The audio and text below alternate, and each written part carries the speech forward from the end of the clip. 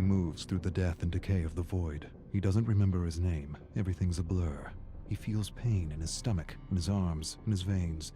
He needs to find one of those flowers. The nectar, the sweet serum that gives strength. Strength for what? He remembers. The killers. Experimenting on them. Why? Why was he experimenting on them?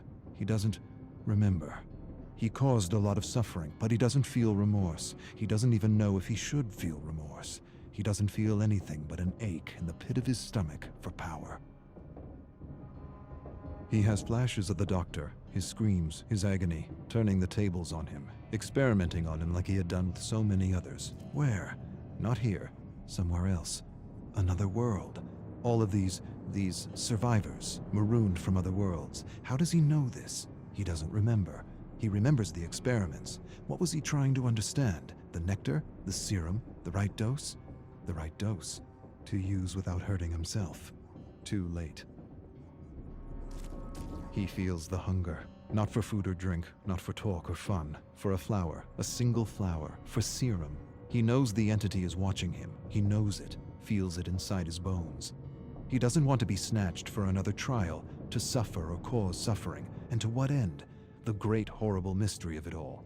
He wants to understand this place. He does.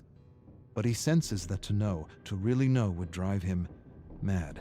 Madness, that's what this place is. The embodiment of madness. He doesn't want to be pulled into another trial. He wants to return home. He must return home. That's why he was studying the serum. It gave him insight. Insight to what?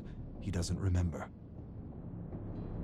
Home. He doesn't even remember where home is. He only remembers the void. Hundreds, maybe thousands of discarded survivors. Not dead, not alive, something else.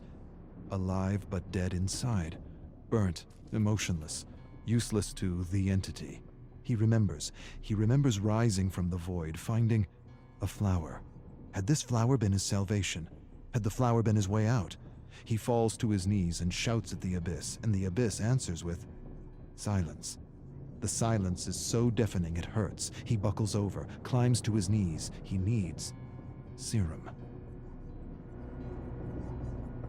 He's lost. He doesn't know where he is. He sees things like tentacles reaching out for him from the fog, and he knows they're not real. None of it is. He's losing his mind if he hasn't lost it already. His eyes play tricks on him. He sees giant, nameless creatures looming over him. Doesn't matter. They're not real. None of it is. His hunger confuses him, oppresses him. He'd do anything for that feeling again. Anything. Even return to the trials. He would. He'd rip survivors and killers apart, limb from limb, for that feeling again. He begins to mumble words. A promise. One flower, and I will do anything.